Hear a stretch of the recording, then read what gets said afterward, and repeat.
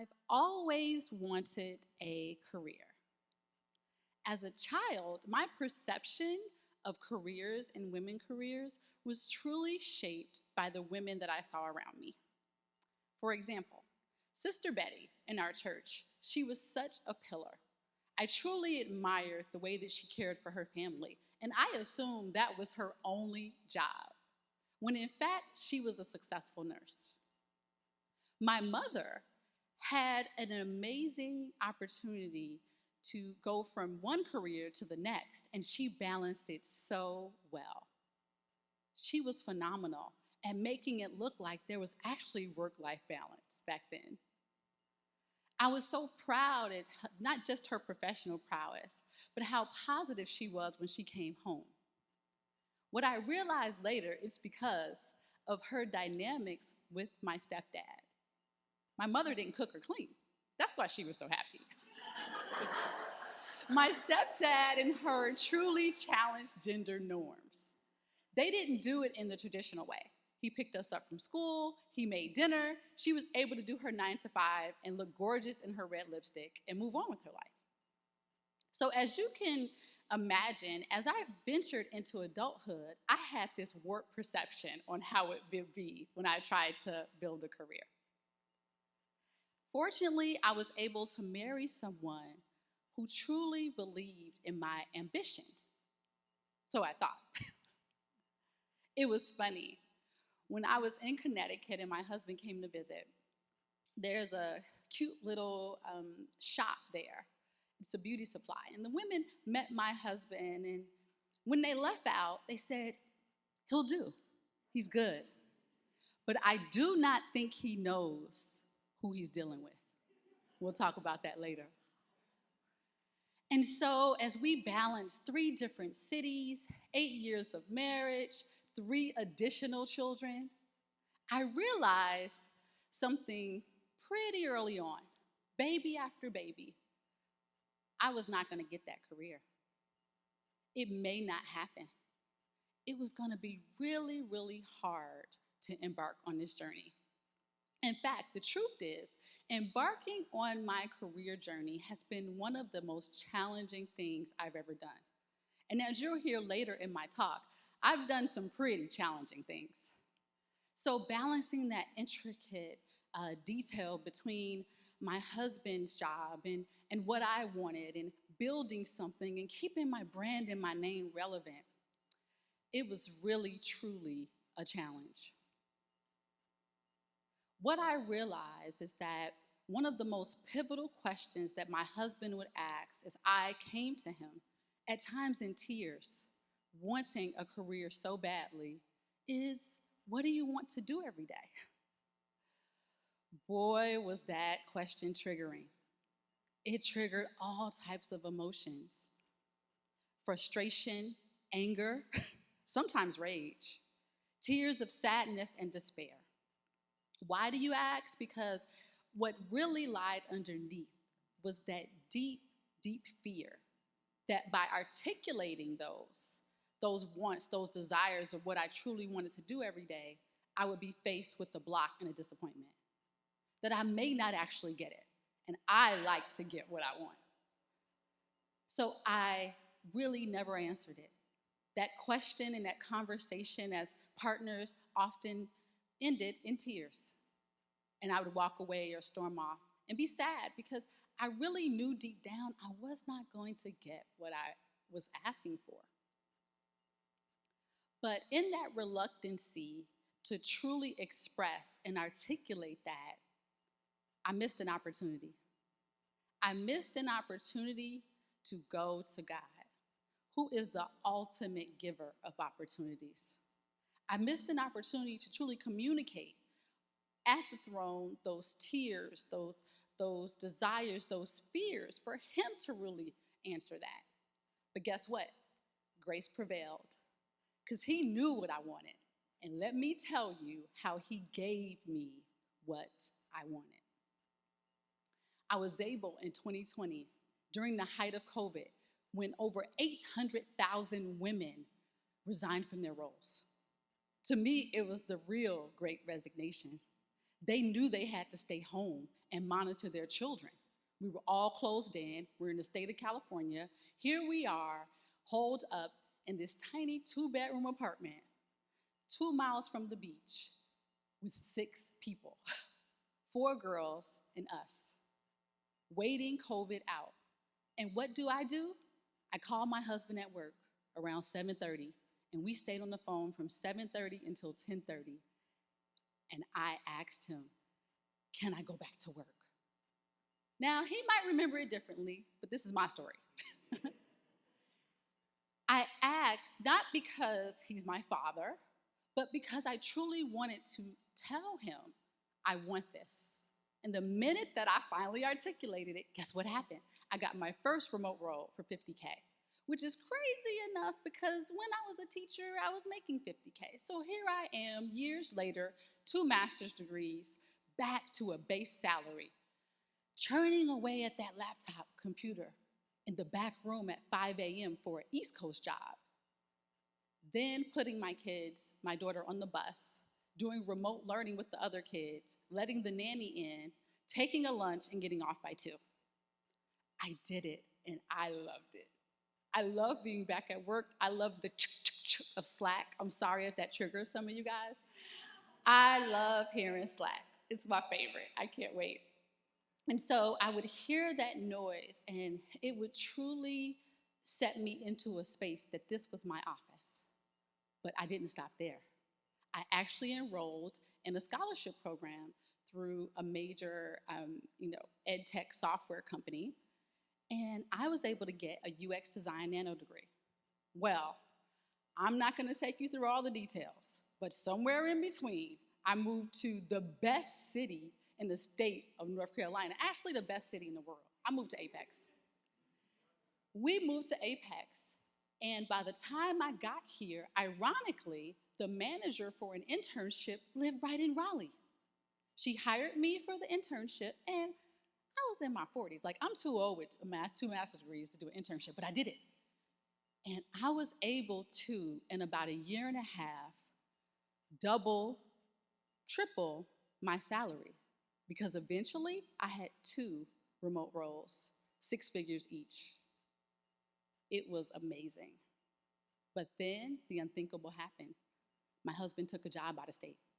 He left. And over the course of the months, my career dwindled and fell apart before my eyes. I saw it happening. Should have called y'all to come babysit. And I looked up and I had nothing. Everything I had worked for, hard for, waited years for, was gone. It was tough. It was hard. It was hurtful.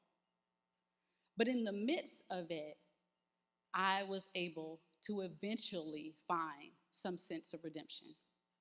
I had to be okay with giving it up. My children needed me, and they come first. Second to my husband, of course, but first. And I knew one day, someday, hopefully, I would be able to gain that career back again. It was so cool. I loved it. I'll talk about it later, how it felt to have all that money. I would walk into the coffee shop. Sometimes I'd run into the mayor. He'd be around sometimes, And I would just be so elated to be in this space that I wanted so many years ago. So let's talk a little bit about that. When I married my husband, I already had kind of a name. I was a little Googleable because I raised my special needs child who was born deaf on my own for 12 years while getting 3 academic degrees, including one from Yale. I had a measurable amount of success. I had a storefront. I had even drafted a book. But when I got married, I thought there would be this perfect catalyst to the career I truly wanted by having the support. This whole experience has been transformational.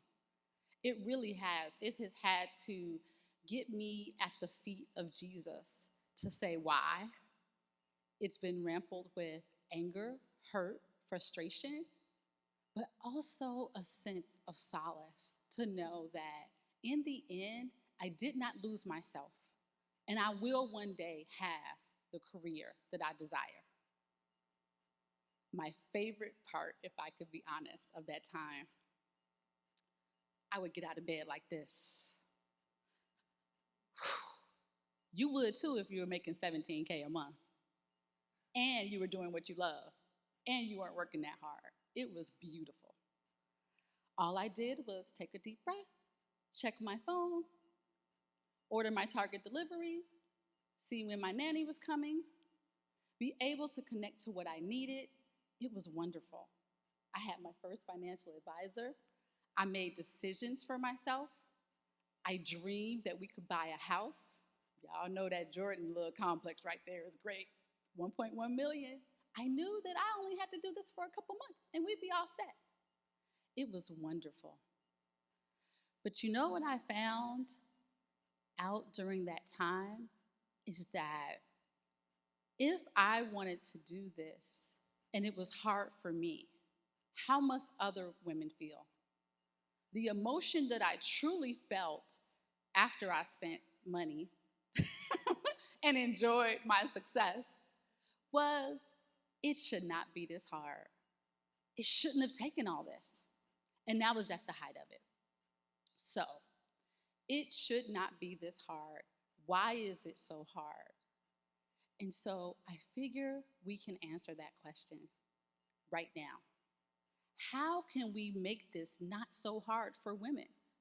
What can the faith community do to truly support women and their careers? Even if it's for 2 years, even if it's for 5. I'm gonna be honest with you, I got a 3-year run. I've done so many things, I only have to work for another 3 years, not to satisfy any financial need. I can write books and make money speaking all over the country, hint, hint, doing that. But I love being a part of a team. I wanted something that I can be proud of. And so I feel like there are certain things that the faith community and the non-faith community can do at work, at your local community center, at your church. Why not have a small group just to talk about careers? Women who want to get in them that are afraid and don't know what to do next. Women who are in them and have the guilt of work-life balance. Couples who are struggling with the gender relation piece and how we have women doing all this work, but then expect them to have a career.